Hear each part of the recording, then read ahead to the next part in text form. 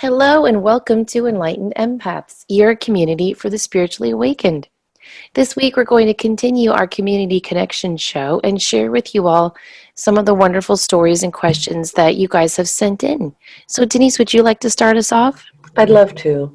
Uh, I just wanted to thank you for your podcast on Spotify. My daughter and I listen to you on the way to school and are truly inspired. We're both natural empaths, and I'm trying to grow my natural abilities. If you get a cold sensation from this message, it's because we're having a cold, rainy front in Texas. My daughter has been special from the moment of conception. I know it may sound weird, but we touched souls the minute that was coherent. Now she's looking into the supernatural, and I'm worried that she, unknown to her natural abilities, is manifesting unnatural beings in our home. We're a big family with multiple natural gifts, but her curiosity of the macabre is making things hard on the entire family. She has friends that seem to be natural mediums, and they're really sparking an interest. I thought I'd have more time to explain things, but middle school is full force. Any advice you have is welcome. We love your podcast, and maybe touching on new abilities will help. Thank you. Wow, that's a lot in a small little note. Yeah, it is. And I think that middle school is not necessarily the time to dive into these abilities. Again, as we always say on this show, just my opinion. Mm-hmm. But if you study poltergeist activities and occurrences, you will find that most of the poltergeist things that we study and research center around a pre or current pubescent child who is dealing with all the hormones and the issues and the emotions of just growing into a teenager. And there's a belief among parapsychologists that all of that energy can kind of amp up, manifest, attract, or create poltergeist activity.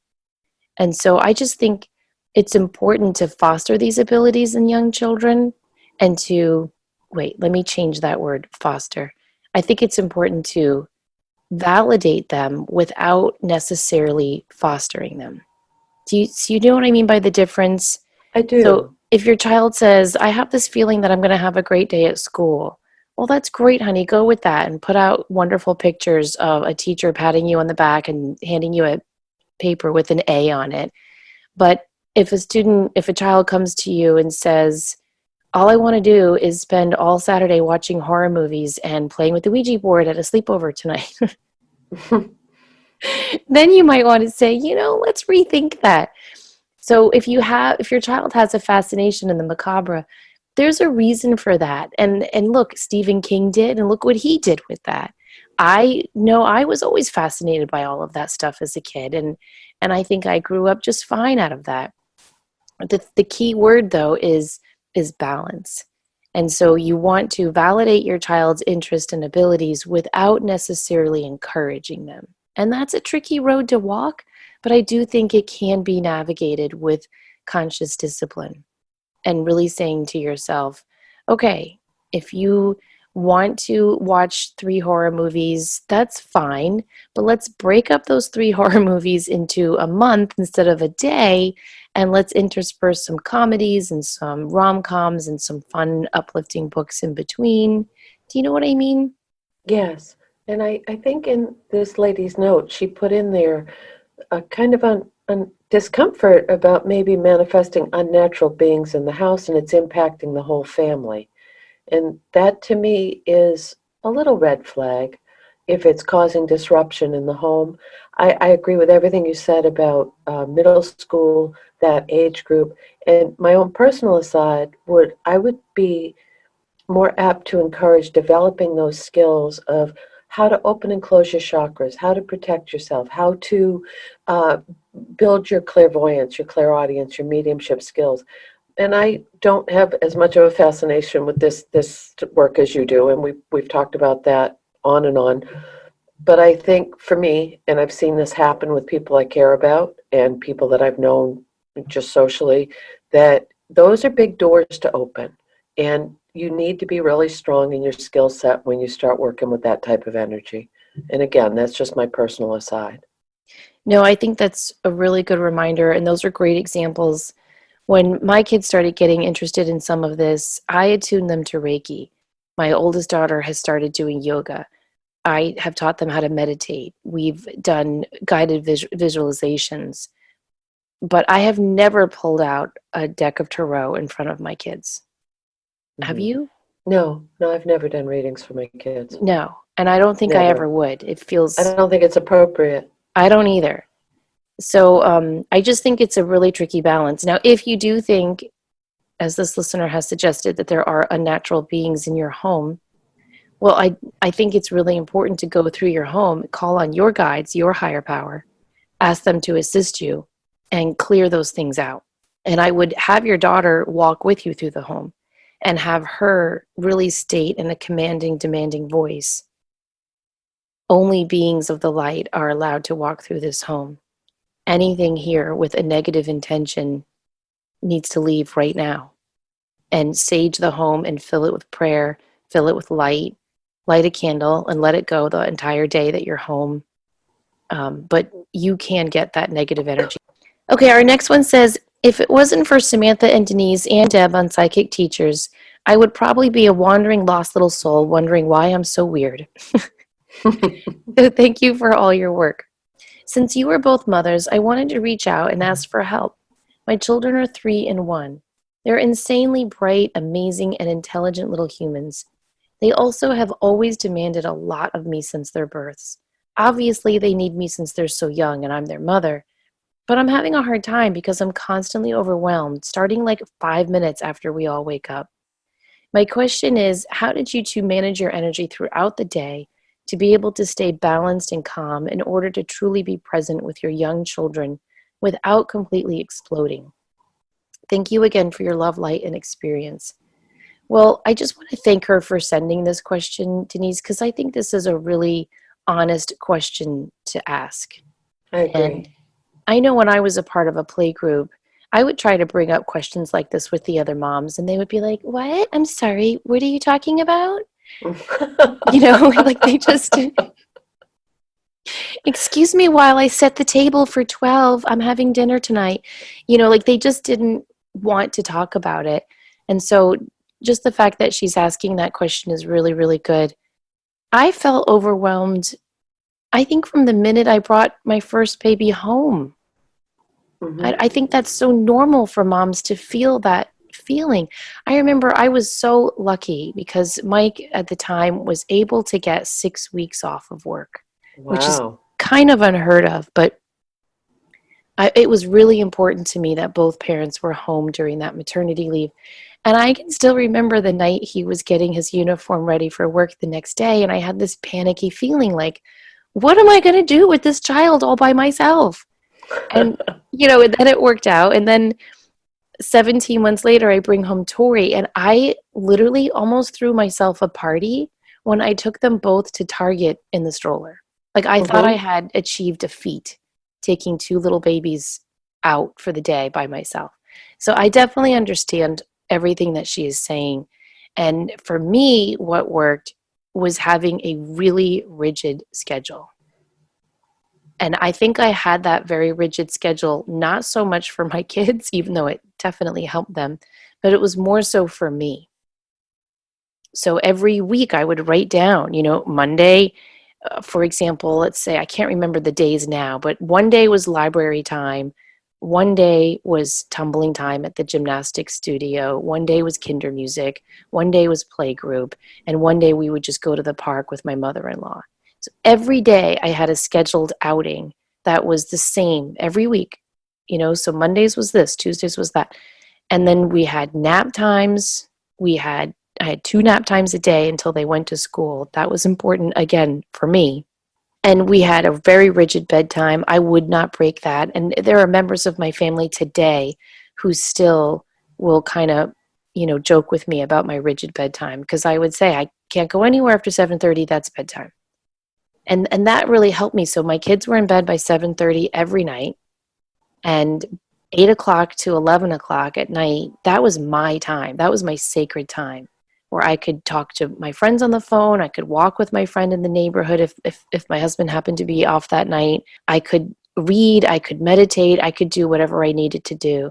But the only way I think I got through those years with any sense of normalcy and presence and peace and joy was by having a very structured schedule. How about you? Completely other end of the spectrum. Couldn't get any further away because I was the primary wage earner. So I was teaching school and my kids were babies. I got my 3 months of maternity leave. My ex-husband was with them during the day and I was with them at night. They were always with one or the other of us because that was my own personal side. I have so much empathy and compassion completely in my soul for anyone who's trying to do this juggling act because it's hard. It's really hard.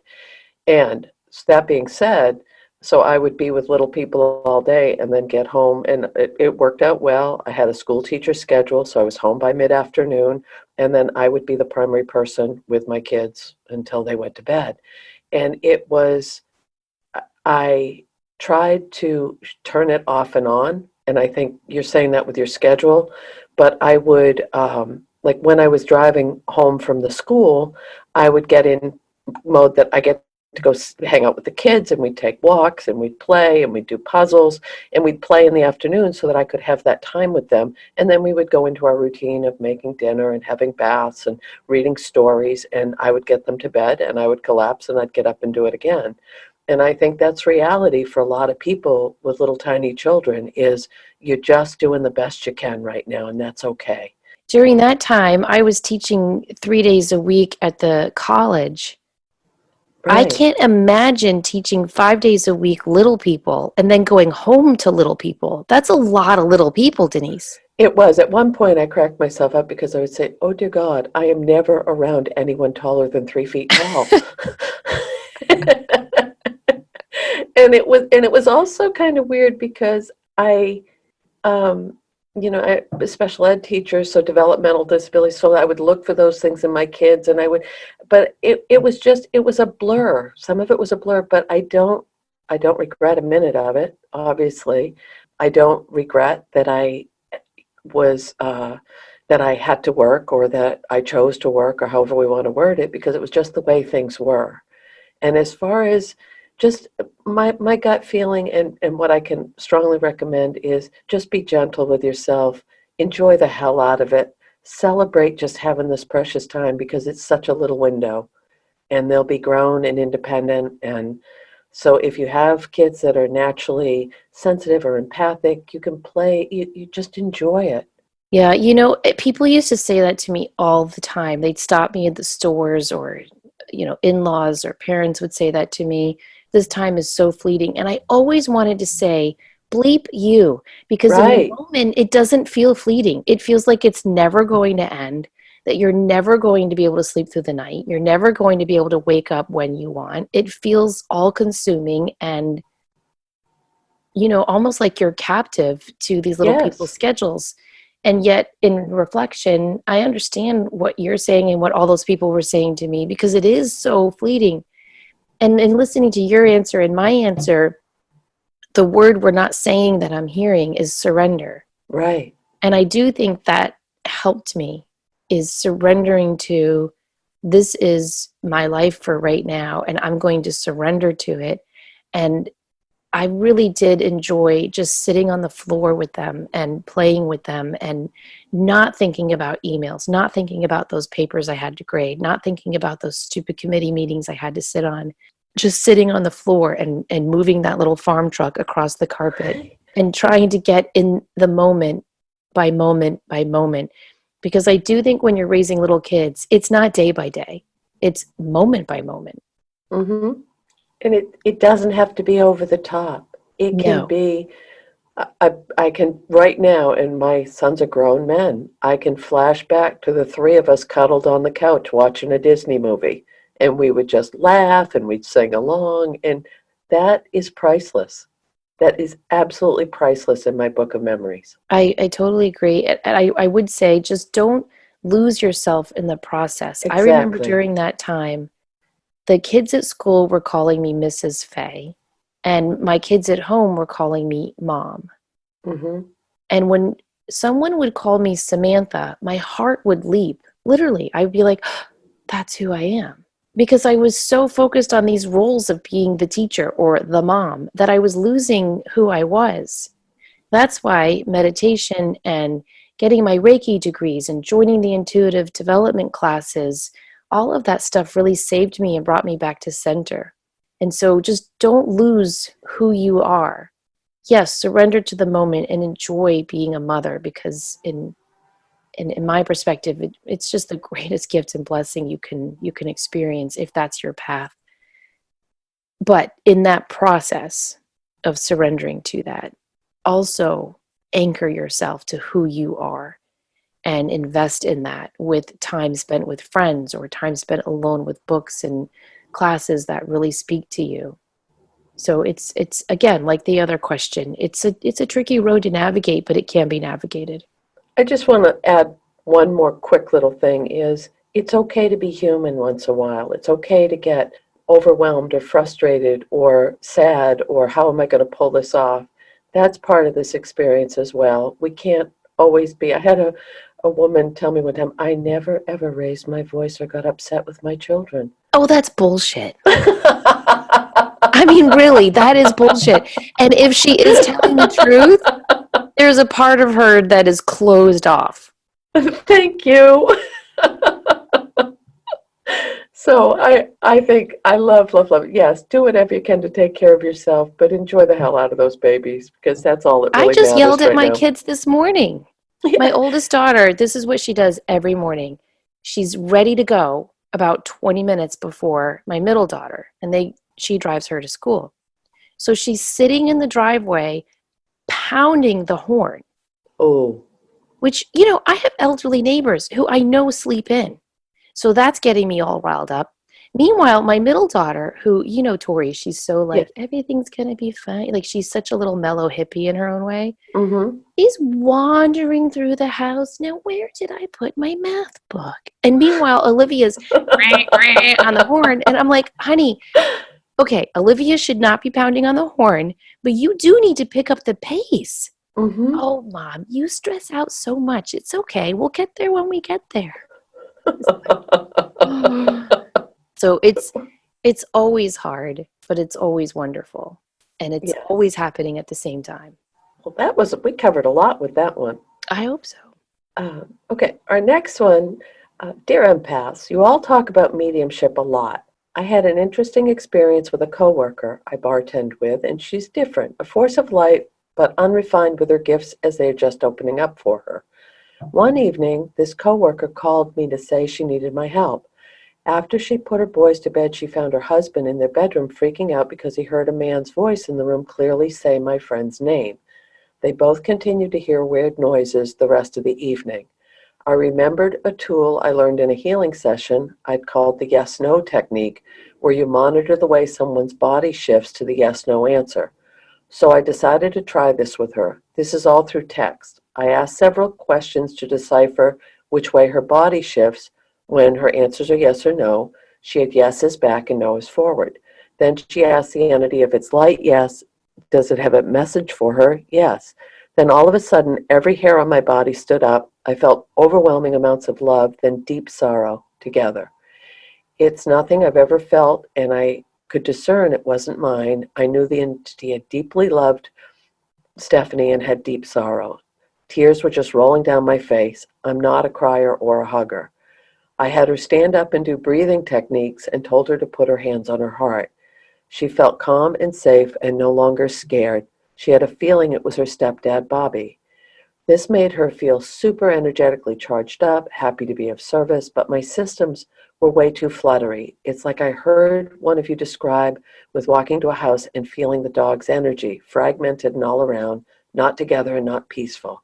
Luckily, I had acupuncture that day, and the session and his words brought me back to that strong, peaceful place. But had I not go, I would have been screwed up for the rest of the day with not being able to put all that back to center. My awakenings are big and great, but I still have to maintain being a mom, teaching yoga, tending bar, and being a wife. Did this happen to both of you early on? Is there a quick way to pull it all back in? My acupuncture guy said maybe I should be less open, which is true, but this was a friend in need, and I'm a sucker for that. Salt bath, meditation, nature freak, breath work lover, cord cutter, crystal carrier. Are there any other tricks to keep the energy but transform its nature? Wow. That's Yeah. a lot.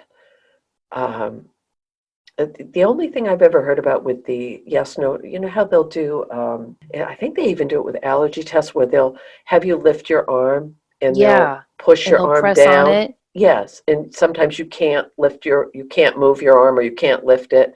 So, I mean, that whole, but we've talked about this a lot too. That whole mind-body connection fascinates me because it just makes sense. Um, what do you get on this? Because I feel Well, like we're going to go in different directions. I would remind her that she instinctively knew what to do, and all of this happened over text. So she wasn't even connecting with the voice. Like Hmm. I think one time I've done a reading over text and it was okay, but I felt really weird and awkward about it because I need a voice, Hmm. or excuse me, or your person in front of me to connect fully and confidently with mediumship.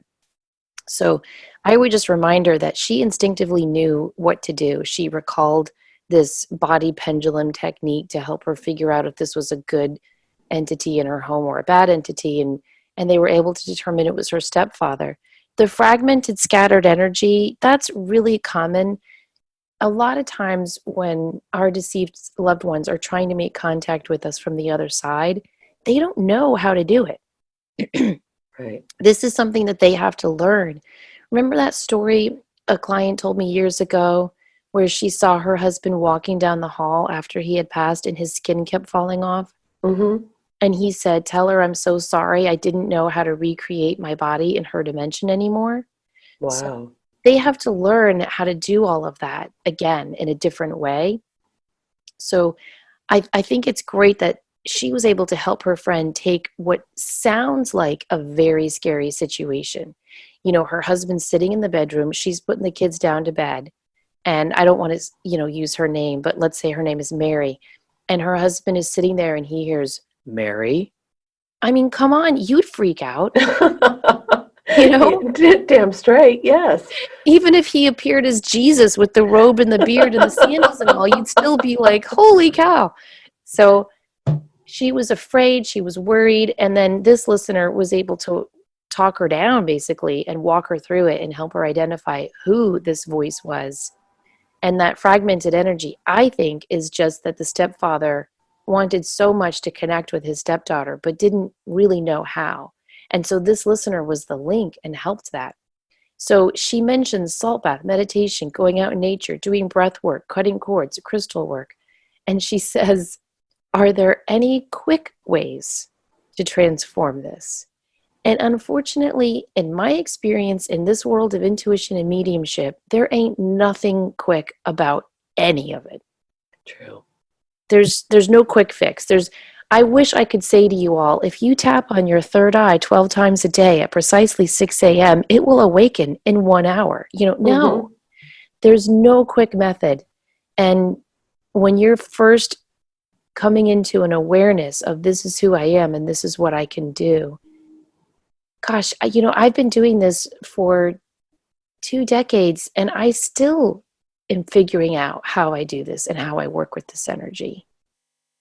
So I mean, maybe a John Holland could answer this better, or a John Edward, or, someone like that. But to me, all of this work takes time to process. And when I do a reading and I'm talking to someone who is in serious grief mode and they are crying in front of me as they are missing their parent, and I'm linking in and connecting them to their parent, there's no quick fix for that, Denise. Really. That client's not going to walk out of my office and I'm going to look at it and go, "Oh, gosh, I totally forgot. I got to pick up that book at the library and then I got to run into Walmart and get some milk."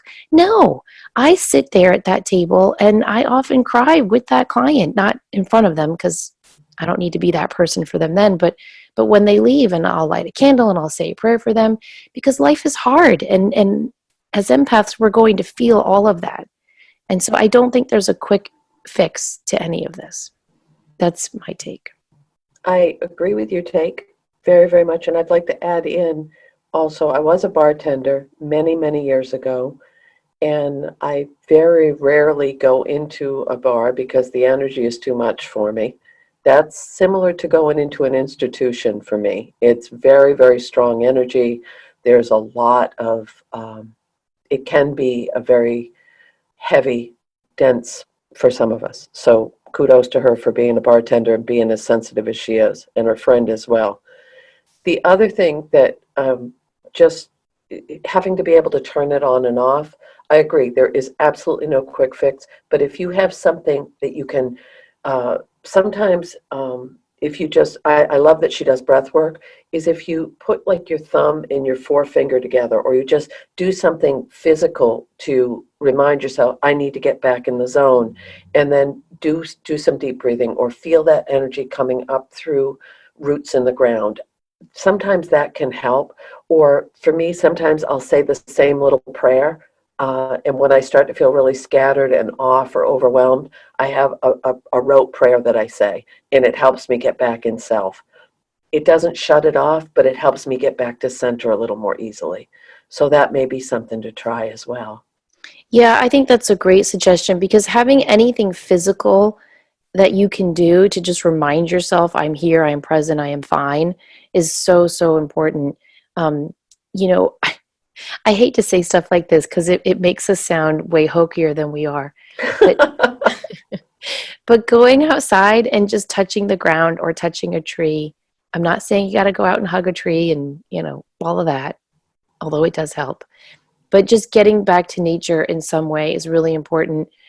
Going back to something in your childhood that brought you to center. So whether it's coloring, that can work. For me, working my beads always works. If I say the Hail Mary, I am right back to center.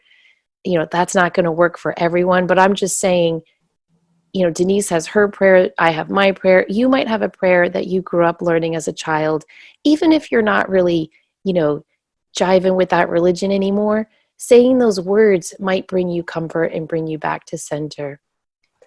Also, Denise often recommends washing your hands after a reading to just kind of like cleanse and disconnect from that energy. I think that's a great suggestion. But this listener mentioned that she had done acupuncture that day, which really helped her. Mm-hmm. And so that is just a reminder that, again, this listener is doing everything right already.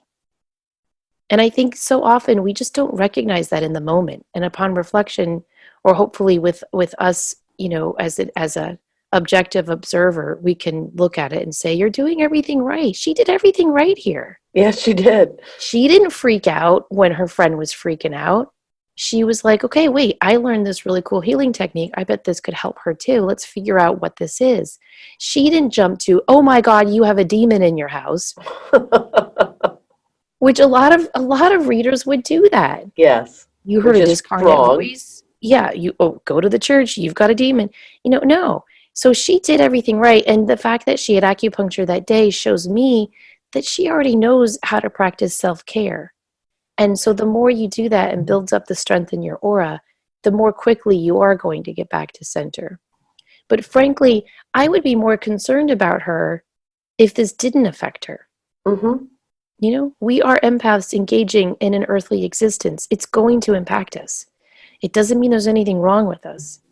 It just means we're feeling and connecting. And that's great. I will move on. Okay. Our next one says, hi, Samantha and Denise. Thank you for all the work you do. Listening to your podcast has been a great comfort. Also, it has been validating and educational for many feelings I have experienced with people and animals. Over the last year, I have been bombarded with numbers. Not just one number, but abundant daily experiences. One day, I saw the number 444 5 times on my way to pick my daughter up from school. It's only a 10-minute drive. I often see series of numbers like this, 333 or 777. At first, I was comforted by all these numbers, but now I'm not sure if I should be. Since the frequency of these numbers hasn't slowed and only continues, I wonder if I'm missing something I'm supposed to do. Should I just keep on doing what I'm doing during my day? I've been praying and meditating on this, but I don't have any direction, and maybe I'm not supposed to. If either of you have any thoughts on this, I would greatly appreciate it. I think that the world, if you look at Pythagoras' teachings and beyond that, the world is created based on numbers. Now, I have a math-addled brain, so asking me to explain that isn't going to help anyone. But I have read that this entire, if you look at the Fibonacci sequence, for example, and if you're listening to this going, what the heck is she talking about? Just Google Fibonacci sequence. And don't ask me to spell that either. But if you just go on to Siri and say, Siri, teach me about the Fibonacci sequence, she'll know and it'll pop up, I promise. That one example alone shows that this entire universe is created basically based on mathematical equations, which is really, really cool if you look into it. There's a wonderful book called The Flower of Life. I don't want to say his name either. I can't pronounce it. It's like Measle, I don't know. He's a wonderful teacher, and I'm sorry I can't say his last name. But if you look it up, Flower of Life, I'll try to Google it when you answer the question, Denise, so I can give him the proper respect he deserves. But his book describes really and truly how this entire world is created on numbers. So it looks to me, dear listener, as though the universe is trying to speak to you. And so I think you need to consider looking at and studying the numbers. Glynis McCants is, I think, one of the best beginner book to go to. Glynis McCants, I have Lady, what is it called? The Number Lady Has Your Number. Yes. That one explains so simply and beautifully what all of the numbers mean. And then from there, you can branch out into some of the deeper books on numerology. 444, 4 is a number of the earth. So if you think about a table, it needs 4 legs to balance. There are 4 directions. There are 4 main elements we put on an altar. So 4 is all about balance. It's all about connection, grounding, getting back to basics. So if you're seeing any number we see 3 times, 3 is considered the number of consciousness, Christ consciousness, it's the number of creation. So when you see one number 3 times, like in a series, like she's seeing, it's just amplified. And it's basically the universe saying, lady, you got to get grounded now. And it's not a bad thing. It's just a call to come home to your soul. When you see 333, as she sometimes does, as she mentioned, it's often a message to get back to creativity, connection, and communication. 777, I had a really long period, maybe 2, 3, or 4 months, where I kept seeing 777. And everything, I Googled it, as you do. And I swear, like half these things I Google, they just copy off the other page I looked at, because they all say the same thing. And I don't know I don't know. I don't know what that means. But it was all saying like 7 is the number of 7 chakras and 7 days in the week and 7 days to create the world. And so the universe is asking you to create something amazing and share your message with the world. And I don't know. I don't know that we all have a message we have to share with the world. I really think we're all just here to be kind to ourselves and to the people we encounter. So that message that I Googled just didn't resonate with me. So I took the 777 I kept seeing. I mean, like, I remember I would go to Chick-fil-A to pick up dinner for my kids one night, and my change would be $7.77. Like, the number kept coming up. So I just meditated and I said, what does 777 mean for me? And Denise, the first thing and the only thing I saw was that image of 3 cherries with 7s rolling at a slot machine, Uh-huh. And I knew it meant, oh, good luck is coming to me. And sure enough, maybe because I thought that, or maybe because that's what it meant, but I entered a really good luck period after that. So I think you should study what the numbers mean. Maybe Google what other people say they mean, but ultimately go into meditation and ask yourself and ask your guides, why am I seeing 444? Now, Doreen Virtue used to have a book years ago on angel numbers, and you could look up the She sequence of used to have a numbers. lot of things on angels, Denise.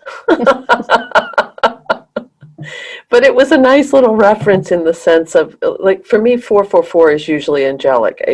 When that happens, but when I see repeating numbers, like for me, one I get very, very often, I know it's coming from my mother in spirit, is she'll show me the numbers of the address where I grew up. And it'll show up in my change, it'll show up on a license plate, it will show up in an article. It's just a sequence of 3 numbers. It can also, as you were speaking about this, I thought, well, pay attention to how you're feeling when these numbers show up. Is there any pattern or are you feeling frazzled? I feel like this, I agree with you 100%. It's a way to reconnect with what your meaning of the numbers is. But it's hard not to go to that place of, what are you trying to show me? Why are you showing me this over and over and over? Am I missing something? That would be my default position. Am I missing the message here? Right, right. Uh, And we do miss them. We miss the message all the time. and And they'll keep bringing it back. exactly. They are very patient. They know. That's why I like working with guides almost, well, not more than angels, but in a more practical daily way, because guides have lived these lifetimes many, many times. They know what it's like to get bogged down and confused and sucked into this earthly dimension. They're not mad at you. They're just going to keep gently. It's like a teacher. When my students were like, I don't understand indefinite pronouns, I wasn't like, that's because you're indefinitely stupid. Like, I didn't get mad at them. I would just say, yeah, I know. It took me so long to figure this out too. Let's go through it one more time. So just don't think anyone, like the universe is shouting at you. The book is called The Ancient Secret of the Flower of Life. It's a purple book. It's by, okay, you guys ready? Drunvalo Mieseldek. I think I'm saying that right. Drunvalo. And his last name is Melchizedek. Have you read it, Denise? No. Oh, it's fascinating. There's part 1 and part 2, and he has a bunch of great. He's got a Gaia channel, but he also has a YouTube channel, and you can watch a lot of his speeches. He's just a phenomenal teacher. So much of I have The Ancient Secret of the Flower of Life. I have highlighted it and I have read it 3 times, and as you all can clearly see, I still can't explain it because it's kind of over my head. It's above my IQ, but I love it. Mm-hmm. I like to think when I read challenging work, Denise, that it gets lodged into my subconscious anyway, even if my conscious mind is like, what? Oh, I think it does. Because in readings, when I'm talking to people, I'll pull out this random, I have no base of knowledge about, but I'm either channeling it from spirit or it's something I read along those lines that's just tucked into a file somewhere. Because, Oh my gosh, I have a really embarrassing, because it kind of sounds like look at me story, but I hope you guys will find it funny like I did. I had that same experience. I was sharing it with my sister. So this is what I did. And I would get up and get it to share with you, but Denise and I have recently learned that when we record these shows, we're supposed to keep our phone in a separate room because it supposedly helps with the static noise we sometimes get. So this is what I do when I meditate. I meditate, and if anything comes through, great. If it doesn't, fine. But if something does come through, I pull out my phone, and on my notes app, I write down whatever came through. And then sometimes I'll go through that, whatever I wrote down, and I'll look at it. So I'm, sitting in line for hours at Disney a couple of weeks ago, and I'm looking through that notes app, and I had written down this lovely quote. And I said, gosh, that's so good. I wonder who wrote that. Okay, this sounds really ego-based. You probably should delete this. So I typed in the entire thing. Nobody wrote it. And I was like, oh, I must have written it in my meditation. see, I don't think that's ego-based. I think that's a perfect example of getting the hell out of the way and letting spirit come through. Yeah. Yeah. I mean, and that's what meditation is all about. So yeah, hopefully if you guys read the Flower of Life, maybe you'll understand it better than I did, but I hope you guys enjoy it. It's very very intelligent and esoteric, but full of rich resource information about numbers and the universe. Well, and I hope that you're going to put your quote that you wrote in your book that you're writing. Yes, I will. I really do like it. I just have no memory of writing it. Okay, so you're not going to share it now, but we'll share it in a future show maybe, or you'll Well, have to I buy the can get book. up and get my phone, but then we might have static and Yeah, we don't want that. yeah. No. Okay, we ready for the next one? Yes. Okay, dear Sam and Denise, I just recently stumbled across your podcast, and it's become a staple in my life. With that said, thank you for creating a community with no judgment and insight into the world of an empath. As an anxiety-stricken, overly sensitive perfectionist, I've known for a while that I'm an empath. Sometimes I find myself plagued with the chaotic energy that inhabits the world around me. I feel things to my core. However, there seems to always remain with me a quiet skeptic, judging and analyzing every little thing that passes through my brain. The experience I'm about to describe is one of those instances. I had been researching and practicing meditation, mostly because of the severe anxiety I've been blessed with. After months and months of trying to no avail, I believe that I succeeded in meditating one time, and it was one of the most intense things I've ever gone through, mentally, physically, and most of all, spiritually. It lasted the longest couple of seconds, and the knowledge that was immediately implanted into my brain was insane. As soon as I realized I'd fallen into this meditation, the only way I can describe it is to think about when Neo from The Matrix gets that cord implanted into the back of his head as a roadway for tons of data to become integrated into his mind. I've seen my entire life flash before my eyes. I understood every emotion I ever felt and why I was supposed to feel it. Suddenly, my life made sense. Then I was told the meaning of our life. I saw our souls volunteer to come to earth from heaven in order to raise the vibration of the universe, in order to combat the low, evil vibration. I saw the hierarchy of the angels and how the earth was created. It was as if, in a single second, I was told everything. Keep in mind, this lasted merely seconds. Then I remember gasping as though I'd been at the bottom of the ocean for 10 hours. My body went into shock. I started sweating. My hands started shaking. My heart started racing, and I paced the floor for hours wondering what the hell had just happened to me. I tried to write things down, but sure enough, the more time elapsed, the more details I forgot. After this crazy event, I started looking into psychics and all that it entails. I began wondering if I was psychic in some way. The more I got into it, the more I started to fear it. Sometimes I find myself wanting to dive headfirst into all the wonderful things psychics and mediums can do, but then the fear creeps in and my mind keeps telling me that I'm not ready to see or hear dead people, and I really don't want to know about the evil that exists around me. Ignorance is bliss, right? But that's so unsatisfying, especially after my experience and knowing that there's more to life than this 3D universe we see around us. Is there any insight you can give me to understand what's happening to me and if the skeptic in my mind is right or wrong? I know you probably can't tell whether or not someone is a psychic through an email, but attached, I'm including the strongest sense of self I can muster to send with this message. The only ones I can talk to about this without feeling ashamed because of my doubt. Wow. Well, thank you for sharing that. That's amazing. But I think she feels like she's almost a spokesperson for a lot of what people are going through right now. This big awakening, this coming in touch with intuition, with mediumship, with things are shifting. And similar to what Jen brought through on the astrology show a couple weeks ago, this is very, very much about new beginnings and new energy coming in.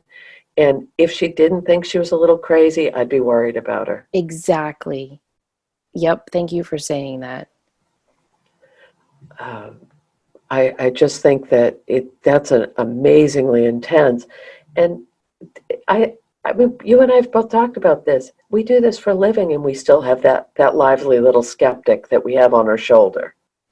Yeah. And for years I fought her really Hmm. hard, and I don't fight her anymore. I'm very happy I remain skeptic, because skepticism is not closed-mindedness. There's a very big difference. If you have such an open mind that you believe everything, that's not good. And then nothing's going to stay in. Picture like an origami box that's all folded up. Nothing's getting in that. That's a closed mind. That's not a skeptic. And then picture that origami box opening up completely flat on the floor. Nothing's going to be contained in there either. So an open mind isn't great, a totally open mind, and a totally closed mind isn't great. You need like a little origami box that's pliable and flexible, and the doors can kind of open and close so that you can let stuff in that resonates and keep stuff out that doesn't. Okay, and as far as seeing and hearing dead people, uh, they're just people. They're not. It's not scary woo woo. I sure wouldn't do it if it was scary woo woo. And I don't tap into the evil. I think if you're looking into being an intuitive, a psychic, a medium, please at least consider how can I best be of service with this. Don't. I think that there are some psychics or intuitives that tend to gravitate more to darker circumstances or focus more on that, that's not how I want to spend my life. No, no, not at all. Now, if you look at near-death experiences, like I would recommend that she check out PMH Atwater's work because she does a lot of stories and some of the older books I've read of hers where people have had experiences like she had through an NDE. And PMH Atwater has written about how you can have these experiences without having a near-death experience through serious meditation. And it almost sounds like that's what she had. Yes. On one of our NDE shows, I shared some stories from her book where every time people have these NDEs, they have this moment. And it feels like a lifetime, like she explained in her meditation story, but it's only a matter of seconds. And they are able to access every answer to every question they've ever had. And they often can't bring the fullness of those answers back with them into this dimension. Because I don't think the collective consciousness as a universe has risen to the place where we're able to hold them all. We can conceive of them. But all of the answers are there for us to access, and we don't have to have a near-death experience to access them. It's just most people have to spend years of consistent daily meditation to get the experience that she had in this one moment. So can I tell that she's psychic from an email? No. But does that experience imply that she has these abilities? Yes. And like you said, it's nothing to fear. It's confirmation that we are so much more than our physical bodies. Right. And I think if you would read and study more about what some really amazing people like Stephen Schwartz's work on consciousness or Russell Targ's work on ESP, I think it'll help her to understand that we are interdimensional beings. We're choosing to exist in our conscious awareness in this third dimension. But in reality, we are interdimensional beings. That's why I've said many times being raised a Catholic as a kid helped me to go, yeah, okay, I get that. Because I was raised with stories of saints bilocating and appearing in more than one place at a time or projecting their body to do healings. If anyone listening to this was raised Hindu, I bet you guys have the same, yeah, I get that, because you guys were raised with wonderful stories of the amazing adepts who were able to bilocate, project themselves to bring messages of healing or insight. There are many, many, many religions that have stories like this. Certainly, Catholics don't have the ownership on that.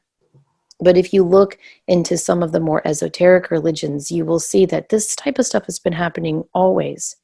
I do think some people are afraid of meditation because of these experiences.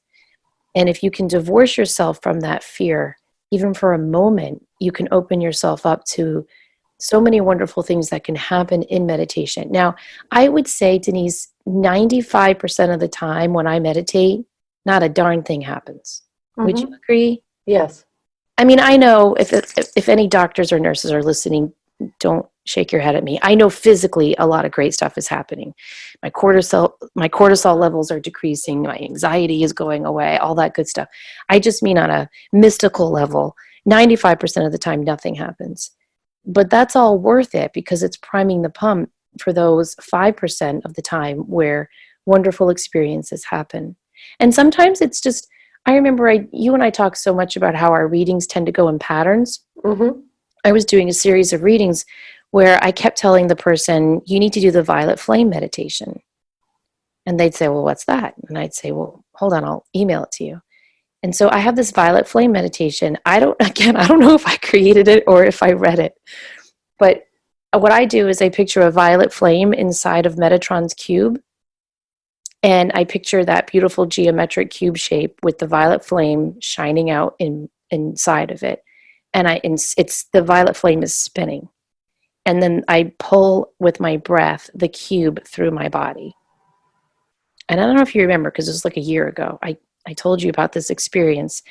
I just gotten my kids off to school. I had to start readings at 9. I had like that rare morning where I had like 30 minutes with, I didn't have to vacuum. I didn't have to send an email. And I was like, well, I'm going to meditate. So I sat down and I did the violet flame meditation because I was like, I keep telling all these people to do it. Maybe my guides are telling me to tell them that as a reminder of, hey, lady, you need to do this too. So I'm breathing in the violet flame and I'm not having, there's no intention. I'm not like, I'd like to cleanse myself. I'm just breathing it through. And I just started sobbing. And I'm not a crier. Have you ever known me to cry? I don't cry easily, often, or well. And I just started to cry and I knew that what that violet flame meditation was doing is it was cleansing out all of the emotions I had picked up from all those readings that week. That's beautiful. It was And a it's really profound experience. and a really useful tool. And lastly, this really reaches out to how much we all need community right now. And if you can find that if you're in a situation where you can't find that in your friends, family, your physical community, reach out to other like-minded people online. We have our Facebook page, which is a gentle group. I also think that my gut feeling is that there's a lot happening for this lady. She is tapping into her intuition and her mediumship, and she may want to consider an entry-level course to see if it's something she'd like to explore further. So we don't have time for another question, but I did want to wrap up with one more story that a listener sent in. She writes, I had an interesting experience this morning. I was feeling some type of negative energy being sent my way. I'm not sure where it was coming from or why, but I just kept getting this feeling of someone either talking badly about me or sending negative energy to me, something along those lines. So I asked Archangel Michael and all of my angels to surround and protect me. And while I was in the middle of putting myself in this protective bubble, my smoke detector went off. There was, of course, no smoke around. I'm taking it as a sign from Archangel Michael and my entire team that they are indeed here protecting me, and I thanked them for it. Isn't that lovely? It is, and what I flashed on is when my father passed away, and I lived on the West Coast, and I'd flown back east, and my sister was supposed to bring me back to Logan, so I could fly back to Oregon, and she's notorious for not waking up in the morning, and her smoke alarm went off 3 times, to get her up out of bed on the day because I had to be at the airport at like 6 in the morning. So I think it's interesting how I love this story in the sense of she didn't own it. She said, you know what, can you come help me get rid of this shit, please? Because I don't want to deal with it right now. And boom, they popped right in to help her. Yeah, and she acted on that feeling of someone sending negativity her way, and I think we've all felt that. Have you ever heard the old wives' tale? I think it's if your nose itches, it means someone's talking about you. Mm-hmm. To this day, if my nose itches, I'm like, oh no. So even if you have a little old wives' tale like that and your nose itches, or you just walk into a room and you feel like they've just been talking about you, or she's just walking around feeling some type of negative energy around her, and she trusted that. And she just said a quick prayer to Archangel Michael and her team, and they validated it. I think that's great. And it's a lovely reminder that protection and that help and assistance is always there for us, but you have to ask for it. I agree. Well, we hope this has been helpful and informative and hopefully a little bit funny for you too. I apologize if I ramble too much with everyone and my answers, but these questions and these stories were just so vulnerable and profound and very, very interesting that I get excited answering them. So if you guys would like to send in a question or a story, please don't forget you can email us enlightenedempaths@gmail.com or Facebook us on Enlightened Empaths. Denise and I love sharing and reading the reviews you submit on the iTunes podcast app. So if you get a moment to do that, we sure do appreciate it. If this show has helped you, we appreciate if you tell a friend so we can continue to grow our community of empaths and just really keep validating each other that we are doing the work we are here to do. And we hope you will join us next week when we bring back some more wonderful, exciting shows. In the meantime, remember to show up, do great work, and share your light. Take care.